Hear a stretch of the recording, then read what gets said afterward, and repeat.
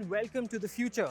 I say that because the car with me today is clearly from the future and is, simply put, the most technologically advanced car India has ever seen. You're looking at the all-new Mercedes-Benz EQS 580, Merc's flagship EV and the ultimate legacy car rebuttal to the likes of the Tesla Model S.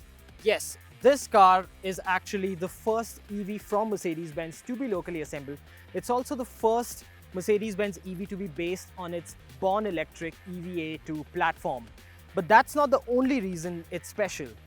It's special because it represents the kind of technology, the kind of capabilities that we will come to find standard in cars, but only about a decade or two from now.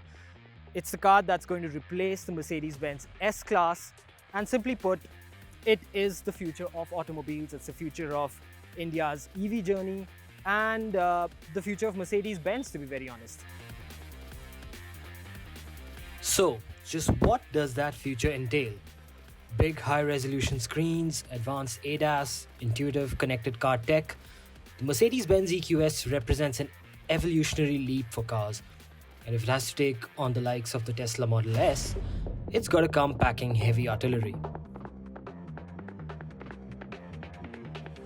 Alright, so you're looking at the party piece. This is where the action happens. This is Mercedes' proprietary MBUX hyperscreen, and but to begin with, here are all the quick functions. So you've got your ADAS features here, which can be activated at just the touch of the screen. You've got vehicle ride height, which can be raised by around 15 odd millimeter. It is significant, but you still have to be a little careful around the bumps. But what's most remarkable is that I press this and I have a GPS function available here, which means that the GPS can then earmark a particular location. So if you have a tricky spot in your commute, a big speed breaker or something, it will automatically raise the ride height to make sure that it goes, or it can lower it however you prefer it. And that sort of, intuitive tech is really just the beginning of what this car can do. It has a high resolution 360-degree camera with a lot of camera angles. So you've got a 3D view of the car, and then you can select the camera angle. So I've got a clear view of any potential obstruction here. I click auto and I've got a very wide top-down view, unlike anything we've seen in the past. Again, with the 3D model of the car square in the center. At the back, again, an ultra-wide angle view of whatever's at the back, and similarly up front. So it's actually clearer than what my eyes can see up ahead, and that's really saying something. Merc's proprietary hyperscreen is a cluster of 3 screens running pillar to pillar that allow both the driver and the passenger to have access to everything from the car's performance metrics, 3D sat-nav, comfort, ambient lighting, 360-degree camera, music, massage functions. The list goes on.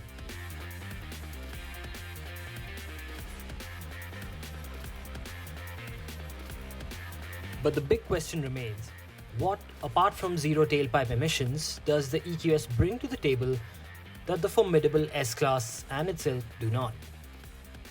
Now, where do I even begin with this car? Let's start with the basics. It's got a 107.8 kilowatt hour battery. That's the same one found in the EQS AMG. It's a pretty sizable chunk that gives this a curb weight of, well, it's 2.5 tons, so it's a very heavy car. You wouldn't know while driving it though, because it's just so many cars rolled into one. It may seem quiet as a church mouse, but don't let its placid exterior fool you. Underneath that ultra-slippery surface lurks a proper performance car whose dynamism is enhanced by a more rigid, Born Electric skateboard chassis.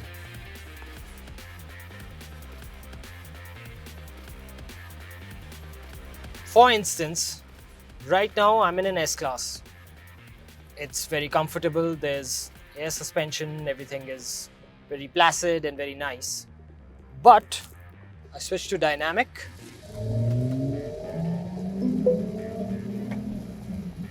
and suddenly it's almost like a supercar. But as with all cars, speed comes at a cost. Of course, this does come at the cost of a fair bit of range. I think I just lost about 3 kilometers right there. As for range anxiety, well, you're not likely to face any. Started out with a range of 856, which is what is standard with this car. And I'm not worried at all. This car is already showing 396 kilometers of range. Range anxiety is not at all a concern when you're driving this. You can drive it to your heart's content. You can drive it the way you want to. You don't have to be conservative. You don't have to turn any function off. None of those things. It also doesn't sound like any EV I've ever driven. It sounds more like, well, and the really interesting thing here is that it doesn't generate a fake sort of electronic buzz. Yes, the noise is completely artificial and synthesized, but it sounds like an engine. And they've deliberately done that to make that transition to EV performance easier. But it's just so instantaneous, and the sound is enough to make you feel like it's almost combustion that's propelling you. Except combustion just cannot match what this has to offer, and honestly, it undercuts the price of the S-Class. And it outperforms it on every single metric. I mean, where do I even begin? You've got more legroom at the back. There's no transmission tunnel, so overall space is more. There's more storage space. It's got a bigger boot. The storage, the cavities and pockets and bins around here for you to pretty much throw in whatever you can. The way this thing accelerates for its weight, there is pretty much zero compromise on this car. And it's coming in at a price that's so competitive. Then there's the matter of regenerative braking. EVs tend to carry a greater braking distance due to their weight, and the EQS is no different. But what does make it even more easy than conventional brakes is the strong recuperation mode, which kicks up the potency of the regenerative brakes by a notch or two. The other thing that helps manage the weight and the dimensions is, of course, four-wheel steering. For a car that's 5.2 meters long, the rear wheel can be steered at an angle of 10 degrees to help manage its proportions and, as a bonus, improve high-speed cornering as well. But the list of party tricks doesn't end there. One of the most impressive things, of course, among the many features that this car has to offer are the ADAS features. So I just have to set cruise control and I press this button on the steering to determine just how much distance it should read between me and the car before it starts to act on it. So given that the traffic is a little dense here, I'm going to put one car length and then set the speed limit to, let's say, 70. Okay? Now, it's already detected an object in front of me, and based on that distance, I'm not applying any throttle whatsoever. It's coasting along at 70. But as that car starts to slow down, so do we, without any intervention, any input from me. So this is just automatically braking. And there you go. Slowing down to a crawl.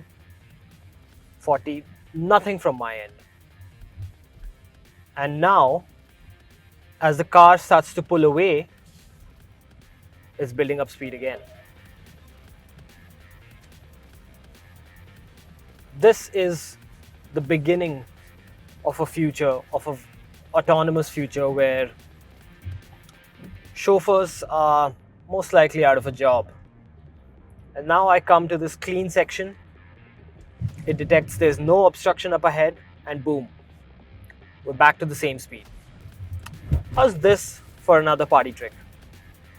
I can, if I want, check the air quality, and there's a lovely graphic which sort of showcases a force field protecting the car from all the pollutants. And here I have a rough idea of the particulate matter. Now, on the outside, externally, it's about 20. And mind you, we're in the hills, so the air quality is a little better. But inside, it's phenomenal. It's 1. All that talk about the rich breathing the same air as we do, yeah, that's not true.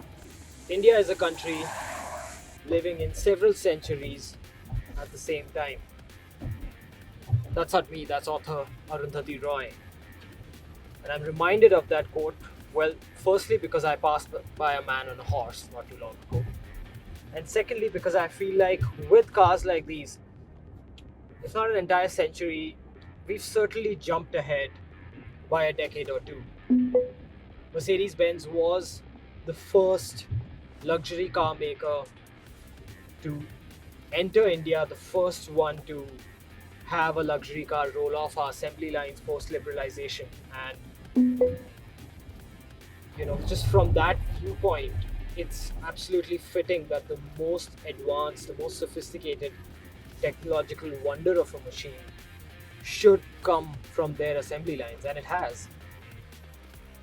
And in doing so, commenced yet another key chapter in India's automotive history.